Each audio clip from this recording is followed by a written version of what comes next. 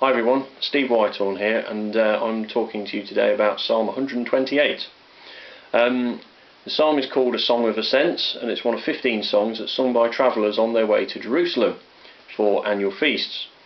It's also called a marriage prayer because it was often sung at Israelite marriages.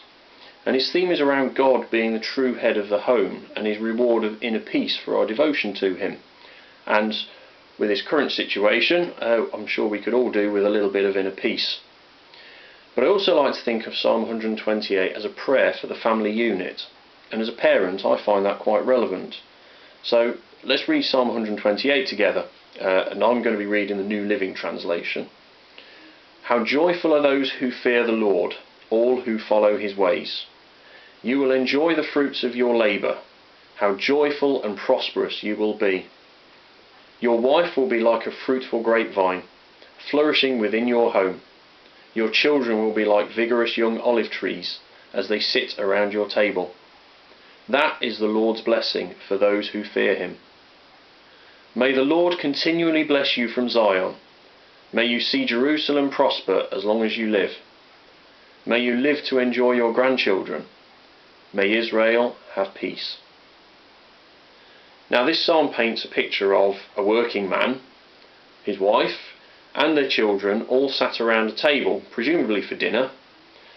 The picture is that of a happy family, a family that will, to quote Spock from Star Trek, live long and prosper. And verses 1 and 4 tell us why this family is happy. How joyful are those who fear the Lord, and in verse 4, that is the Lord's blessing for those who fear him. So, does that mean we're supposed to be fearful of our Lord, or even terrified? Well, certainly not, and there's plenty of Bible verses that actually mention fearing the Lord.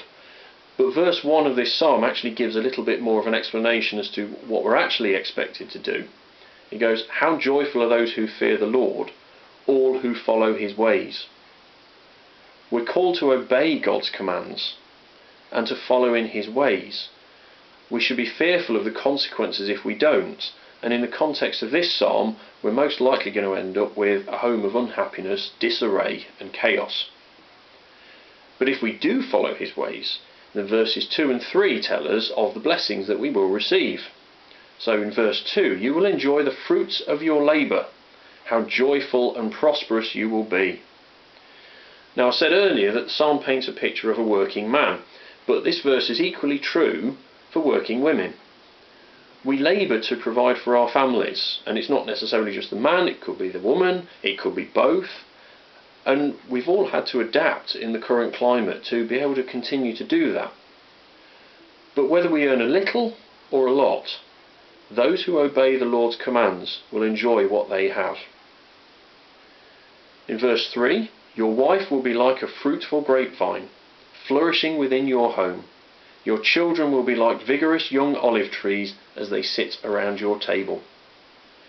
Now, as this psalm is considered to be a marriage prayer, the reference to the wife being like a fruitful grapevine may well be a prayer that the newlywed wife may bear many children. It can also be inferred as a nod to the wife's beauty, but also suggests that she's fruitful in kindness and affection, regardless of whether she has children or not. And she would be flourishing in the home under the care and protection of a husband who would be very proud of her. But again, this is equally applicable to a working wife and stay-at-home husband. In fact, it's equally applicable to any family unit, regardless of their makeup. Every member in the family unit flourishes when they are cared for and protected by the other members. Even the children, who will be like vigorous young olive trees. Olive shoots are evergreen, and at the time that the psalm was written, they were considered symbolic of the promise of long life and productivity. What's important to remember, though, is that the grapevine and the olive tree both need a great deal of tending and maintaining in order to flourish. And it's the same for our families. We need to spend time with one another, and although in the current climate that may seem really easy, it's important that it's quality time that we spend together. This is the symbolism of the family sat around the table in this passage. The meal, or whatever they're doing at the table, is not important. It's actually the fact that the family is together. Spend time enjoying being with one another. For example, in Ecclesiastes chapter 9 verse 9, we're told to enjoy life with our wife, whom we love. This extends to the whole family. We don't simply live with each other or put up with each other.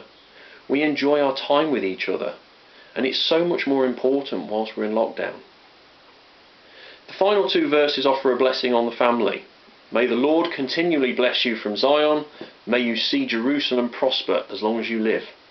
May you live to enjoy your grandchildren. May Israel have peace.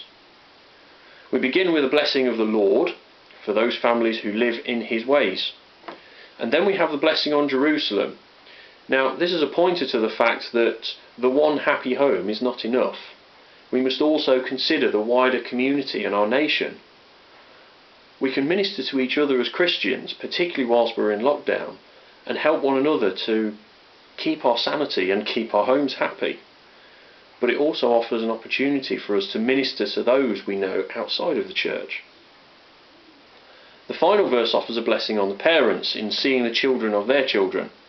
The reward for raising good children into good adults is to see them find their own good husbands and good wives, and they begin their own family units. Some of our church members have already had this blessing and frequently tell others of their grandchildren. And this is because their children keep in touch, either through telephone, social media, they come round to visit, obviously before we went into lockdown. As an example, late last year we travelled to Leicester to celebrate my granddad's 90th birthday. It was attended by his 4 daughters and their husbands, most of his 11 grandchildren, along with their great-grandchildren. Blessings upon blessings for my granddad. Those of us with children have a responsibility to tell our parents all about what our children are doing, so they may enjoy the blessings of their grandchildren. It also further reinforces the need for us to raise our children well, as we would like to enjoy the blessings of any grandchildren that they may have in the future.